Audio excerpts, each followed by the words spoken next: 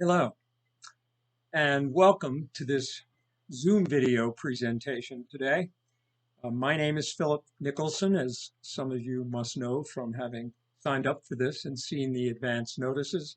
For today's discussion of righteous indignation versus disappointed idealism, kind of an anatomy of the right, which we'll call the conservative right for convenience, and the left, or liberalism, likewise, though not an all-encompassing term, a term for convenience for today's discussion.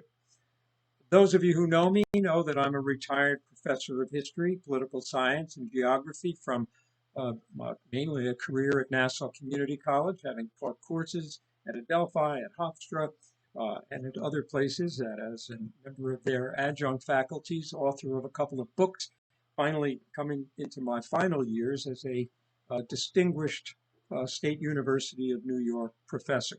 That was the rank that I concluded my career with, I'm proud to say. Enough of that, but we're turning today to both liberalism and conservatism. I think I'll take up conservatism first. I just have that out of convenience, but you'll see what I'm going to do in a couple of minutes. I'm going to describe both liberalism and conservatism using the great social anthropologist Bronislaw Malinowski's concept of a cake of culture. He was describing the culture of every people as having ingredients like a cake, having an egg or eggs and sugar and flour and some kind of liquid, milk or cream, and that they're mixed together and they lose their separate identity somewhat and create the uniform and identifiable cake of a specific culture, say of the French people or of Germans or us Americans. We have a certain combined ingredient made way of being identified. And of course, people who identify in one way or another nowadays have ingredients that make for that kind of identity. So I'm going to talk about what I've conveniently arranged as the 10 components or ingredients in the cake of what I'll call conservative consciousness. So that's my general premise, that there are ingredients, and I'm going to use really for convenience what I think of as the 10 most important ingredients for for conservative and for liberal consciousness. What makes that kind of consciousness, contributes to making that unified consciousness. So let's assemble the 10 ingredients that make up a conservative consciousness. You have to go along with me a little bit on this. And in fact, even from the outset, understand that for some groups or some individuals, there will be more of one ingredient than another ingredient, but that these are the common ingredients in larger or smaller amounts that when assembled together produce the same or a generally conservative or liberal outlook and way of seeing the world. I think for a conservative consciousness, a good place to start is with the concept of religion itself, because among conservatives, there is a greater preponderance to accept forces beyond one's own control, forces that either evoke fear or insecurity or determine our destiny. Religion offers comfort. It's given to the faithful who adhere to the collective required either prayer or meditation or the repetition of chants or mantras, all of which contribute to the building of social bonds among the faithful. Outside of well-established religious groups, some of these subgroups are known as cults because they require the same kind of adherence. All religious institutions do create and have authority figures that define and explain the unknown, that help make rules for the followers to obey. These rules define the role of sexes usually. They set cultural identity standards, sometimes even personal grooming habits, clothing habits. Mormons, Hasidic Jews, for example, set very clear-cut standards for appearance within society. Of course, it's more than that, too. Religion, as he's often unfairly quoted as saying, Karl Marx, of course, saying that it's a soothing opiate. But Marx also said that religion is a heart in a heartless world. And that's a very important reason for its adherence following its rules and regulations. The second ingredient to making a conservative consciousness is generally, and this flows a little bit from the first, religion, is that it is more patriarchal, male dominated.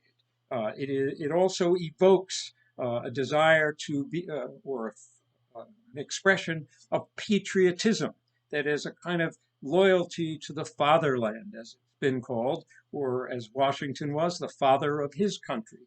It is patriarchal and it is patriotic. Conservatives show a general acceptance of traditional fatherly or paternal authority. This is also follows a little bit from religion, which is generally patriarchal with its figurative heads of the official religion. None of the original, let's call them the big three of Western religions, Christianity, Judaism, and Islam, originally welcomed the equality of gender. None of them did. None of them gave extensive positions of authority to women. In fact, usually had no position of authority for women. All of them restricted more severely the rights of women in their most orthodox wings, and most still do in those areas. This patriotism and patriarchy also allow many of these conservative followers to accept authoritarian men as their leaders, even their rulers. The dictators have all been known, whether they were Mussolini or Hitler, or you fill in the blanks if you want to get more contemporary. They're called strong men. They're forceful. They're assertive. They have the kind of patriarchal authority that we, the followers, who are among many conservatives, are happy to have in charge of our destinies. They will gain our respect and our admiration. These Oedipal father figures are revered. Some are actually worshipped. The Pope is not for nothing known as a holy father.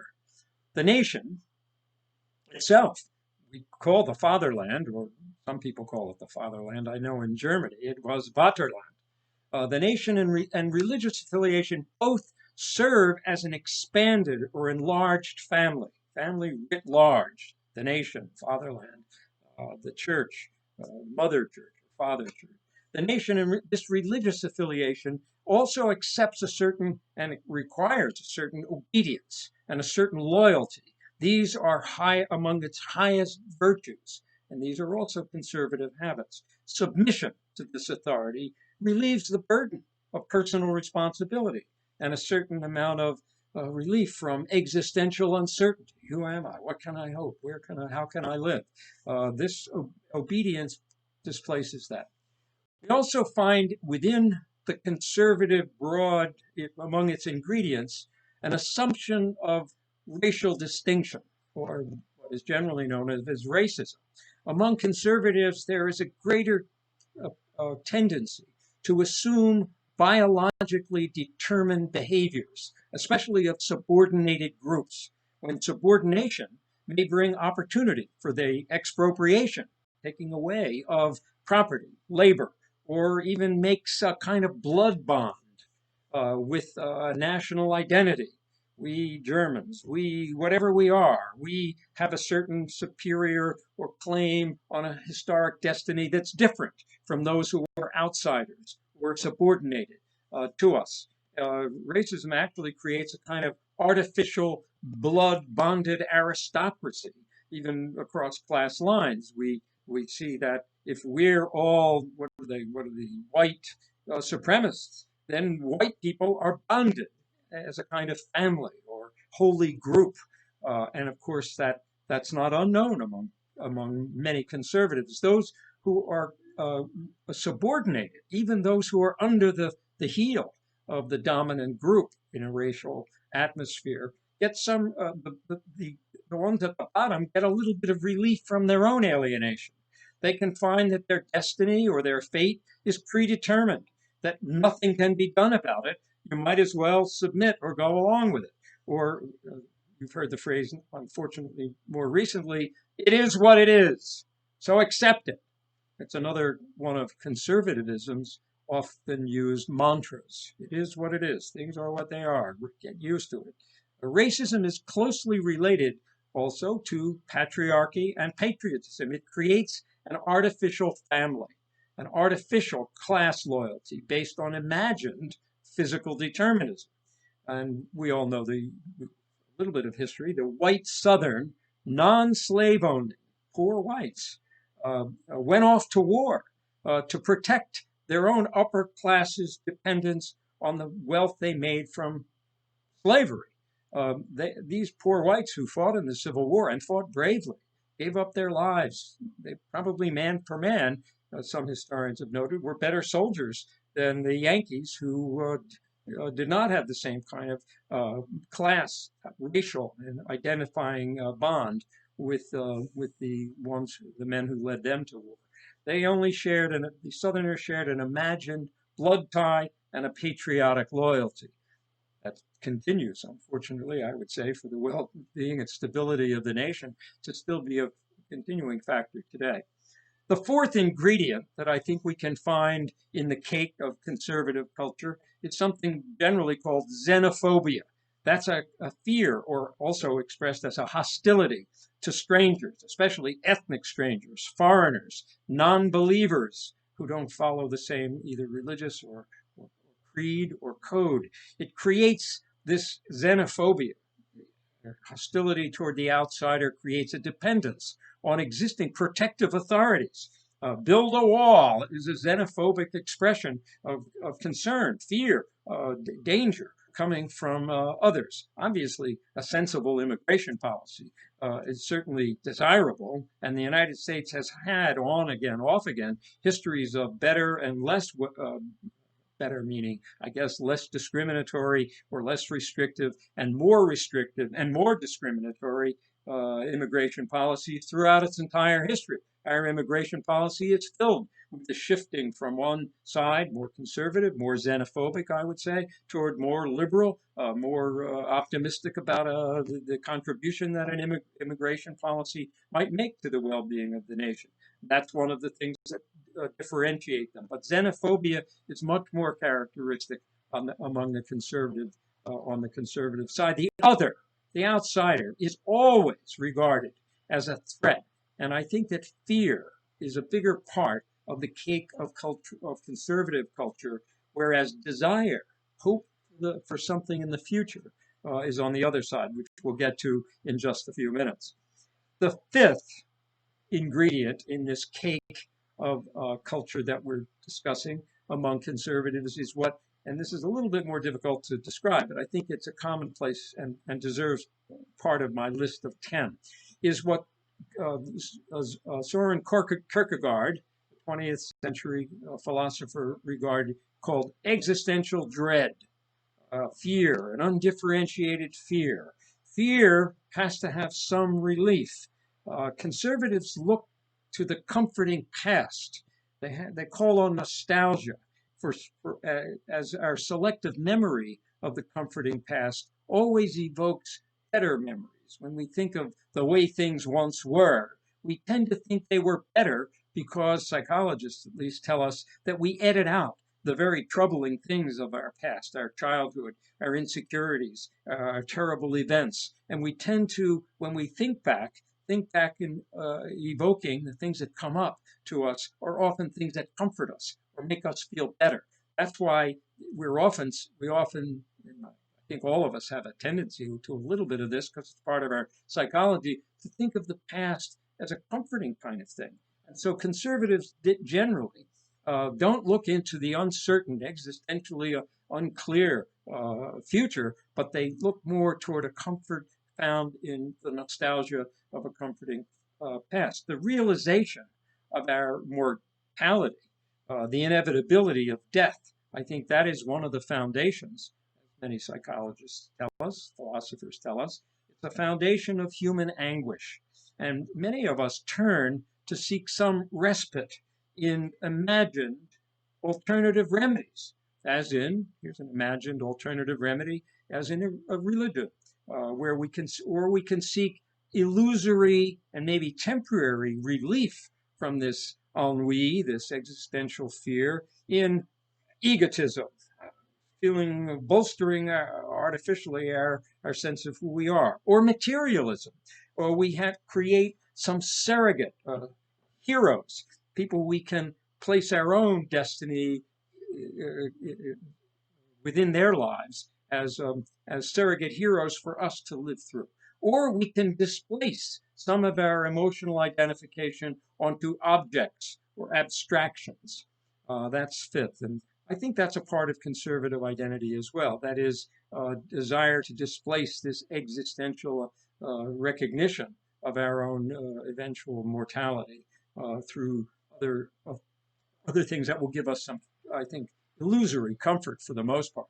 The sixth ingredient toward making our conservative cake would be a kind of science denialism and social Darwinism, not biological Darwinism. Conservatives generally accept the idea that the social stratification we have and the hierarchical relationships, power relationships, are generally beyond control. They're predetermined.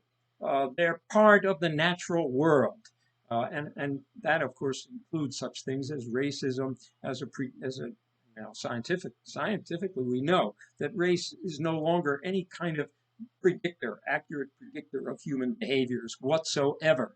That socialization, that acculturation, that educational issues play a much bigger or have a bigger consequence on human behaviors than anything that is connected to bloodlines or physiognomy, how people look, or what kind of hair or skin tone they might have as accurate predictors. They're the poorest.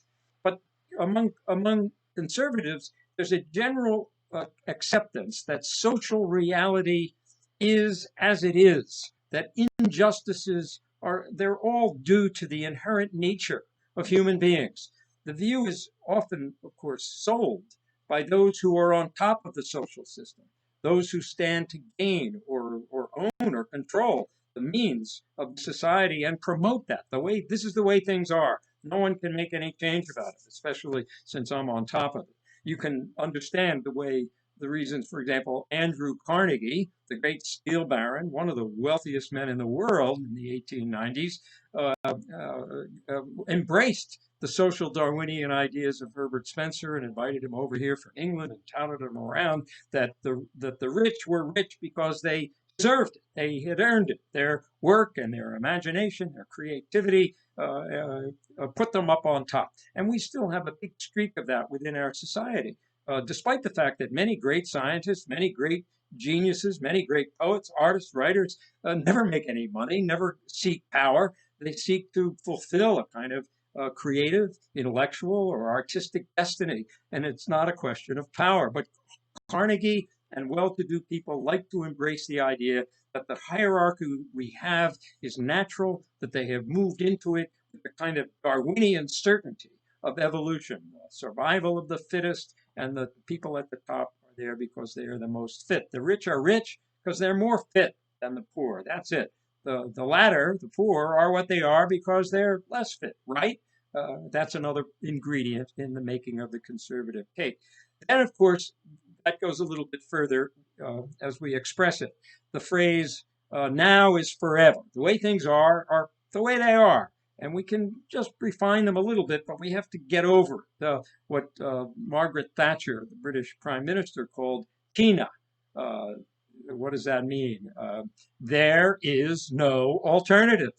Conservatives are wary of changes, any changes that might disrupt the status quo. They indulge in a kind of historical denialism somewhat. The world that we're in is all that we can be.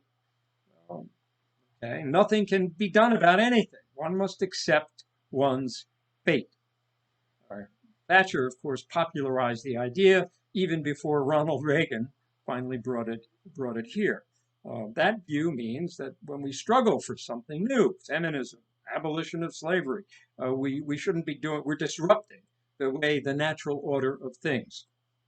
The eighth ingredient in this conservative cake. By the way, I'm not as, if this sounds as if I'm a little bit unfriendly to conservatives, I think you'll find that I'm not much more friendly, if friendly at all, to the liberals when we get to it.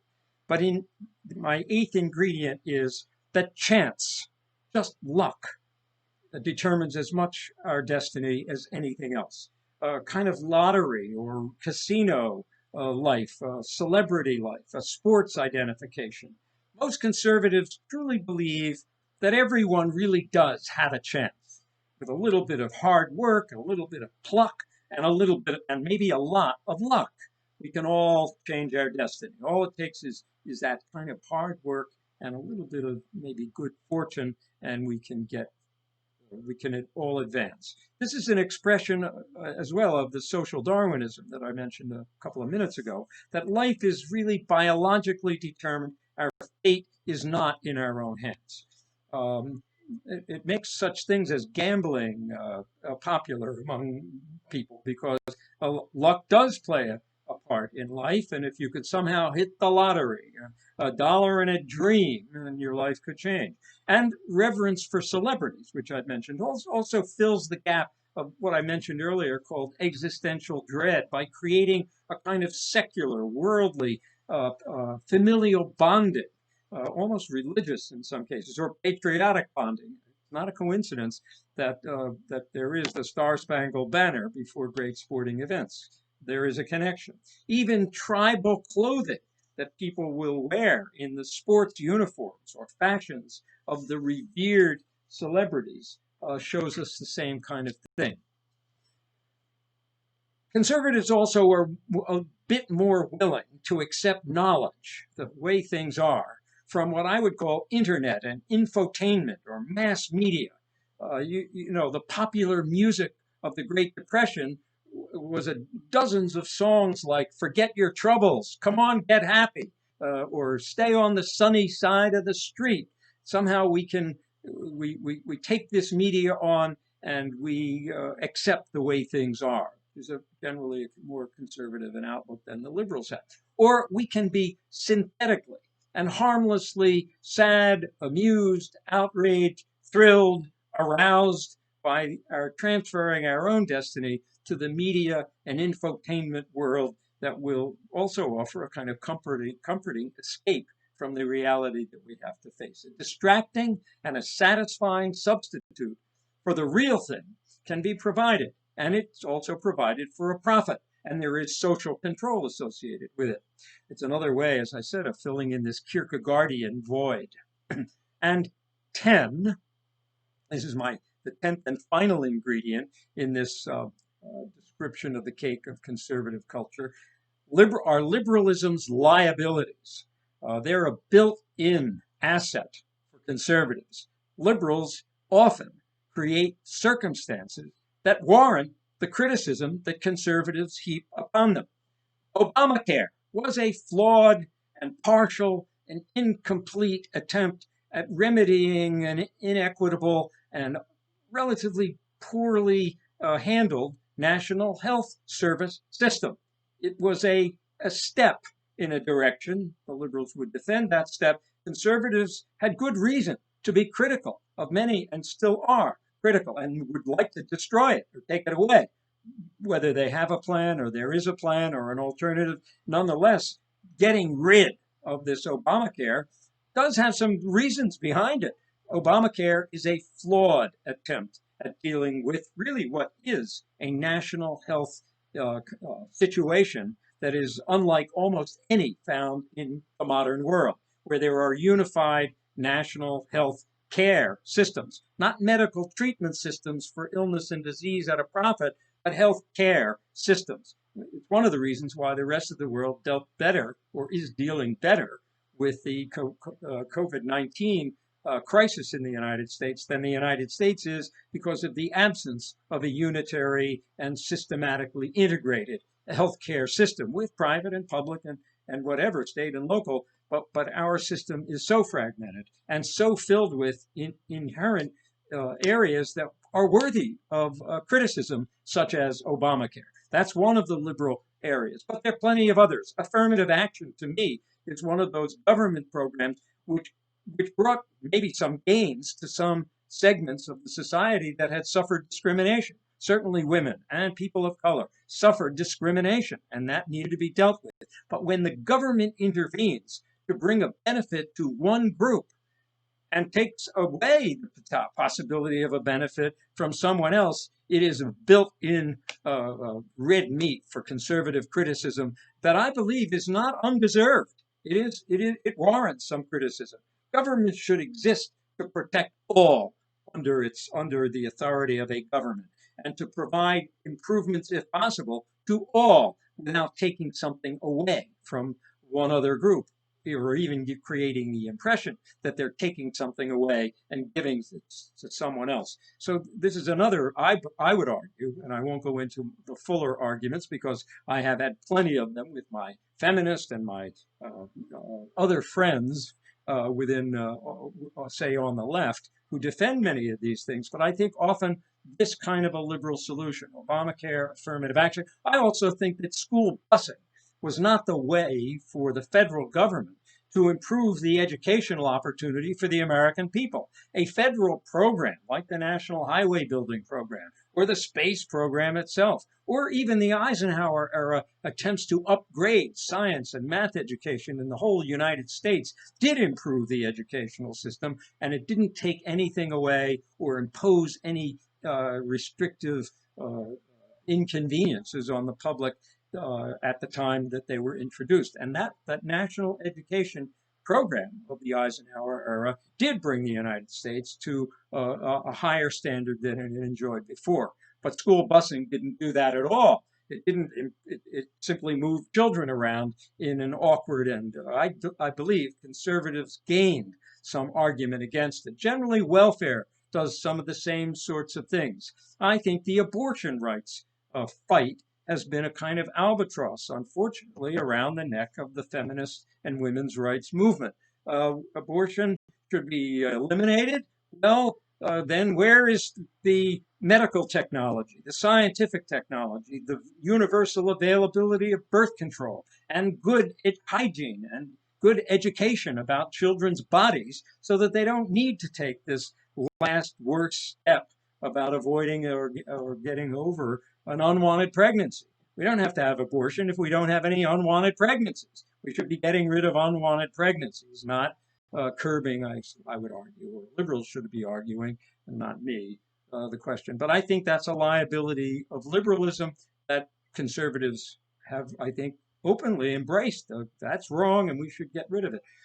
Defunding the police, an argument of some groups within the Black Lives Movement, is an incomplete and vulnerable position to take when all of us want and deserve and should have a safe and secure day-to-day life in the public world, and that will require policing. It isn't a matter of what are we defunding when we defund the very forces that help create a stable and safe and reasonably comfortable day-to-day world. Should we get rid of all traffic signals because we don't like to stop at a red light? Then what? We'll crash into each other. So these, I think that many of these liberal slogans and some big liberal attempts at solution have opened themselves up to to not unwarranted, I think warranted conservative criticism. I suppose we can go on. The failure, I would conclude here, or inequities of many liberal attempts at problem solving are become balm for conservative thinking, and social tinkering or secularist solutions seem to be, in often cases, are doomed from the start.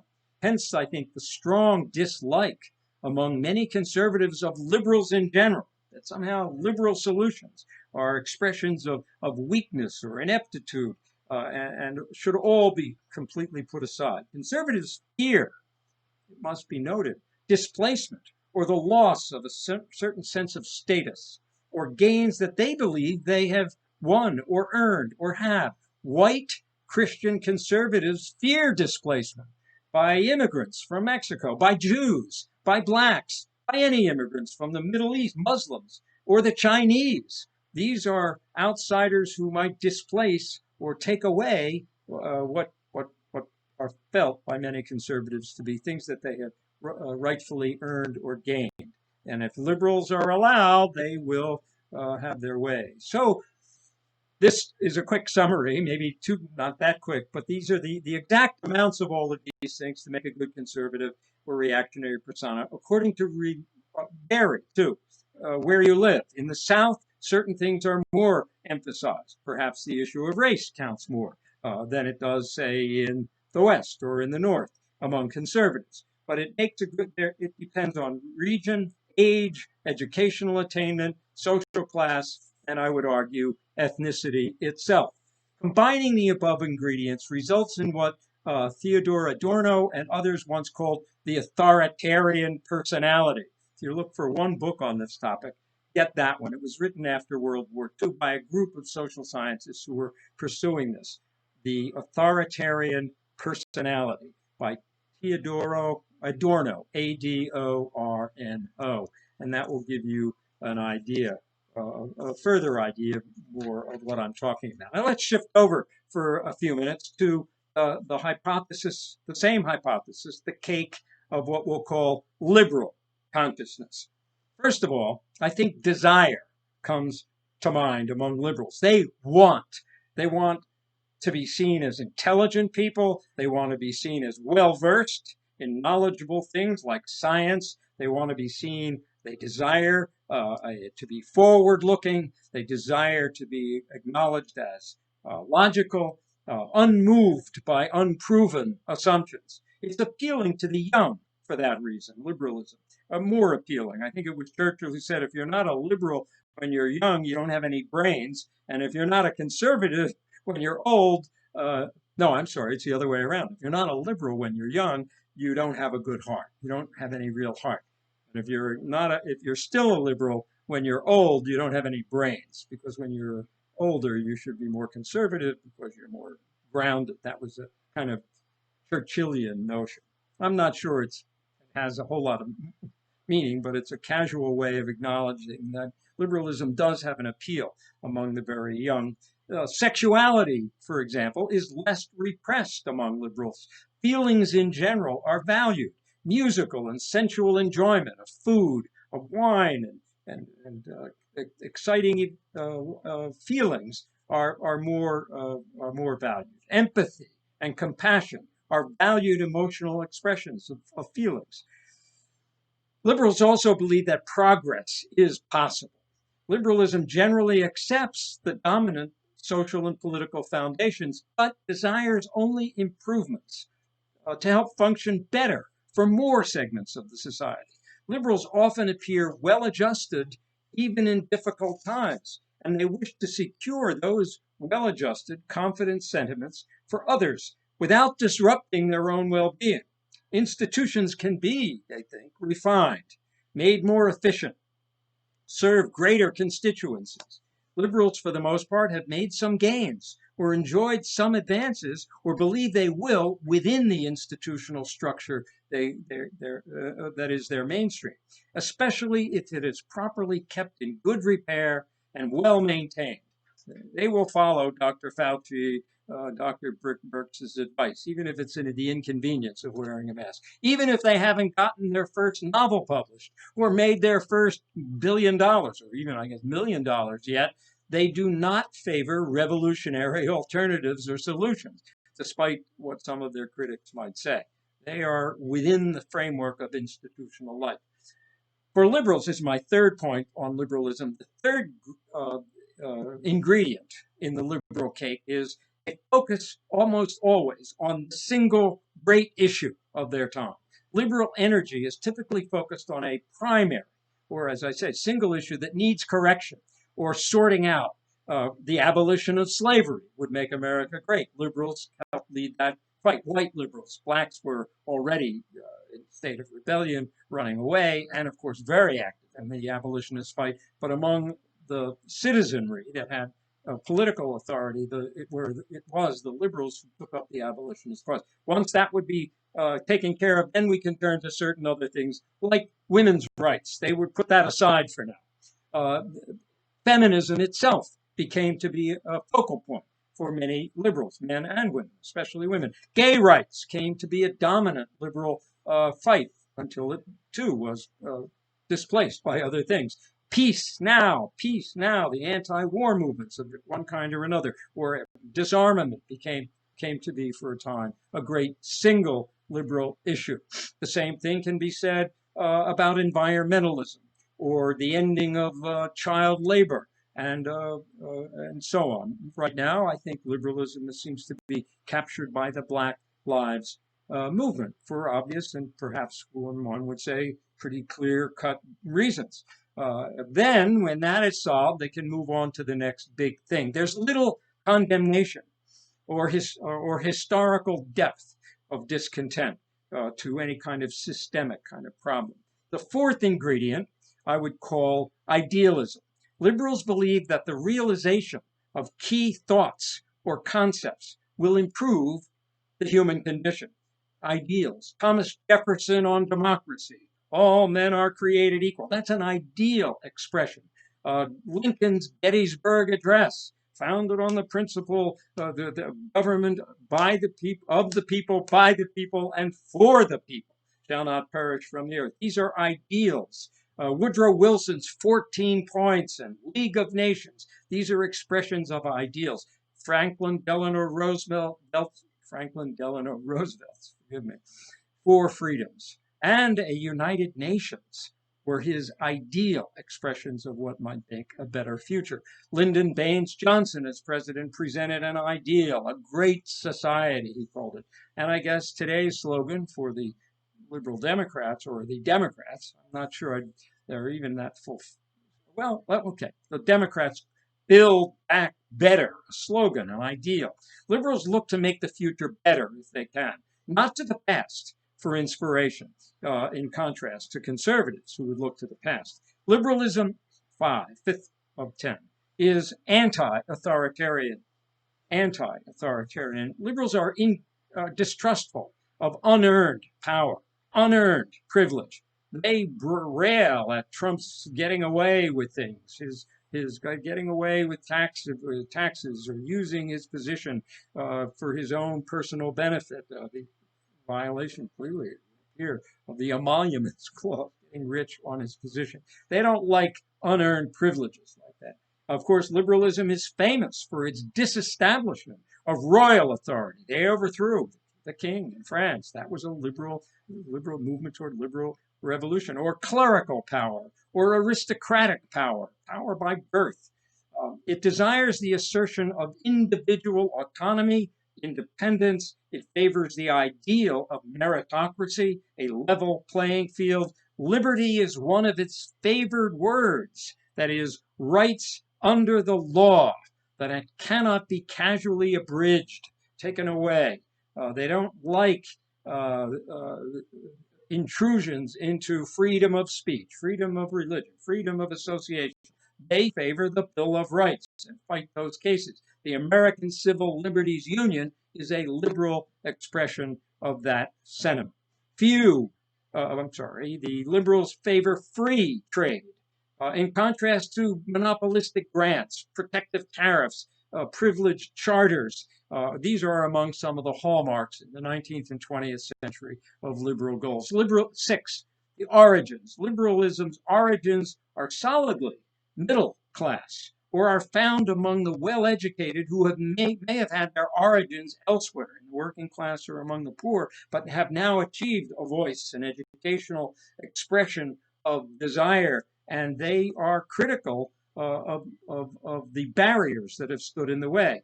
That group may have once faced social and political obstacles, and they can now afford to speak out, and they want more opportunity to fight for those gains against entrenched or arbitrary authorities above them. That both ensures their loyalty to existing institutions, and it insulates them from harm. They don't want any severe disruption of the economy or society. And 7th, liberalism is optimistic about the future. It's futuristic. Things can and will be made better. They may be somewhat naive about that, but in their expectation of a better future with improvements, if their ideas are carried out. Martin Luther King Jr., for example, one of his great lines is, quote, "The arc of history is long. but it bends toward justice. And that arc of history continues. If it's bending toward justice, we would hope he's right in that liberal sentiment, but it would be hard, at least for me, to try to explain that to, say, the victims of the Holocaust or black motorists who have been stopped in their cars for 100 years by hostile police and are still that way, or the 2.5 million prisoners still sitting in American jails today, that the arc of justice is long, but the arc of history is long, but that it inevitably bends toward justice. 8 on the liberal cake ingredients in the cake. It's characterized often by a sense of arrogance. Only fools or the misguided could be in disagreement with the intelligent liberal arguments, and that arrogance doesn't go down well. Of course, it's also true that many conservatives share some of this same contempt for the other side. But their righteousness, that is the conservative righteousness, is usually backed up, they say, by God, by the king, or other forms of faith-based or patriarchal authority. 9, liberalism tends, in having one of its ingredients, a kind of empathy toward maternalism. It is maternalistic. It favors nurturing, in contrast to the paternalism of conservatism. Hence, it takes up the cause of feminism, of gay rights, of welfare rights. It calls for educational reform and opportunity. It is for universal health care, for workers' rights, for prison reform. They all come generally from liberals. Patriotism, loyalty, obedience, unquestioning support for police, and knowing one's place come mainly from the other side. 10th, last on liberals, many conservative liabilities. I mentioned liberal liabilities, school busing, affirmative action. Many conservative liabilities and excesses strengthen liberalism's arguments. The old Tea Party's extortionist demands. Remember Newt Gingrich? Well, shut down the government. And the default threat that it pushed the nation into. The apparent okay among so many conservatives with white supremacy or hate and hate-mongering groups, hate-mongering blogs don't seem to gain the same kind of criticism from conservatives as they do from other sources. Those are excesses or extremes among on that side. Their faith-based anti-scientism. Things will get better miraculously. COVID will go away by a miracle, by Easter. It's not so bad.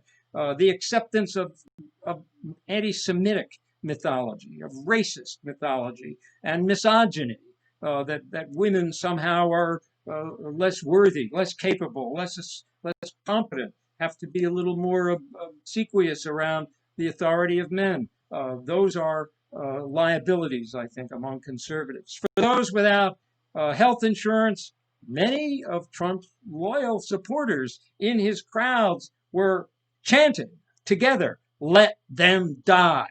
Well, that's maybe a conservative sentiment among some people, but it is not something to be that proud of.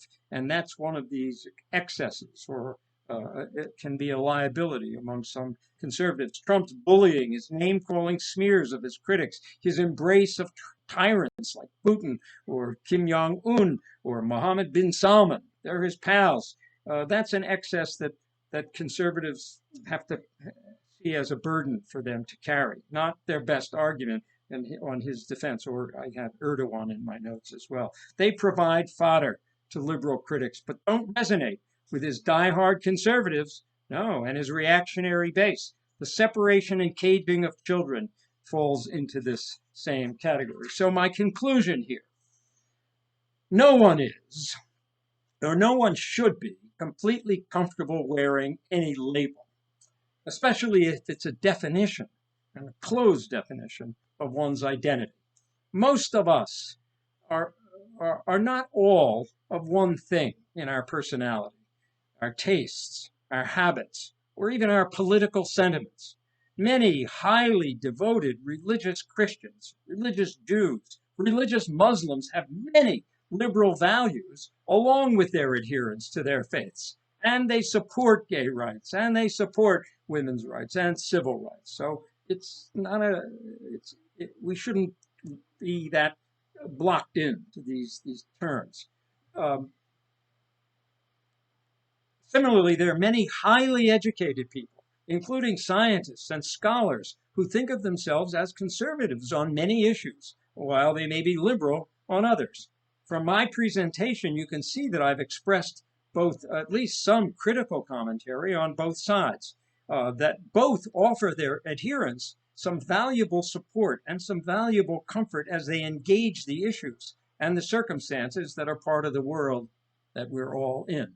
As a teacher and as a researcher, I've also learned to distrust responses to issues that are driven by ideology or group think, or to help someone else understand or make an accurate analysis of information. One needs to keep one's mind as open as possible, I would argue. And finally, we should have learned by now that no new knowledge comes easily into the world. Like childbirth, it's painful and disruptive of the status quo. And so while conservatives may resist and liberals may press forward, I think the idea is to clench our teeth and bite down hard and to accept. This is not always easy for me because I, for example, am not as happy with a Zoom lecture as I would be in person. But I'm willing to accept this technical innovation because it has enabled me to bring you this summary of what I have called the cake of liberal and the cake of conservative consciousness. Thank you for joining in with this Zoom presentation today here through the good offices of this library. And I wish you all well for the forthcoming future, and hope one day soon to be able to present a lecture like this to you on some other topic in person and live. Bye-bye now.